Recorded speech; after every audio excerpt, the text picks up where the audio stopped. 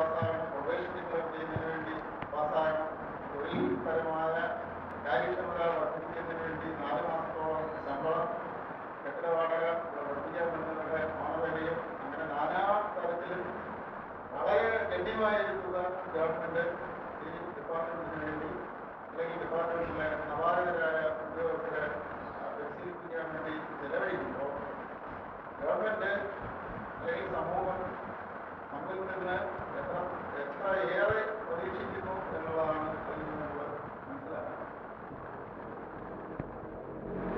ഒരു ദിവസം ഒരാഴ്ചയല്ല, 4 മാസം ശമ്പളത്തോടുകൂടി പഠിക്കുക എന്നുള്ള ഒറ്റ ദൗത്യത്തിന് വേണ്ടി അത്രയും തുക ചെലവാക്കുമ്പോൾ ഗവൺമെൻറ് സമൂഹം വളരെ ഗുണമേന്മയേറിയ ജോലി സർവീസ് നമ്മളിൽ നിന്ന് പ്രതീക്ഷിക്കുന്നു.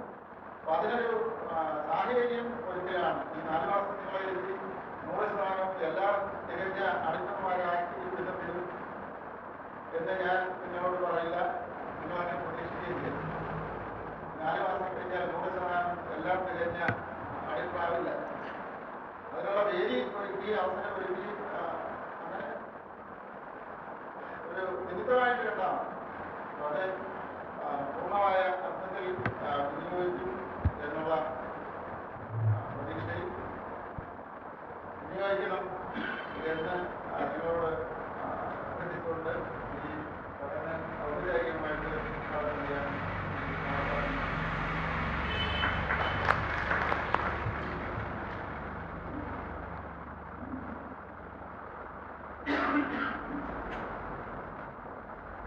ബഹുമാന്യ അധ്യക്ഷൻ,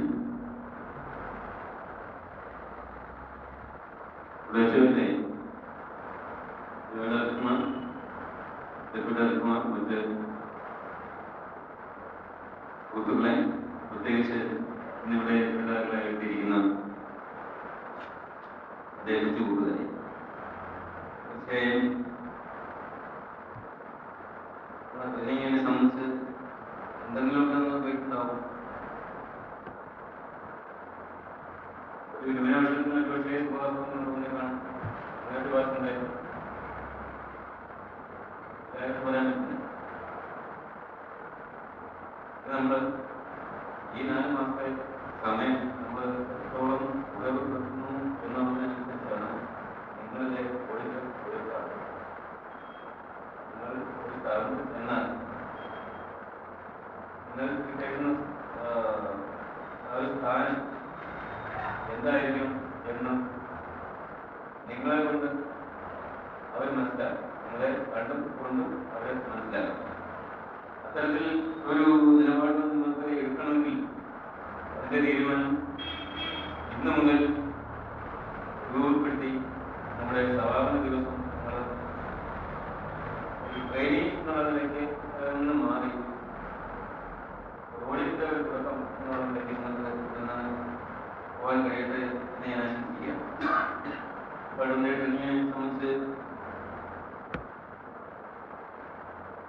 കൂടുതൽ കാര്യങ്ങൾ തന്നെ നമ്മുടെ സഹപ്രവർത്തകർ പറഞ്ഞത് എങ്കിൽ തന്നെ ട്രെയിനിങ് നമുക്ക് ഒരു സംവിധാനം ഒരു ഓഫീസാണ്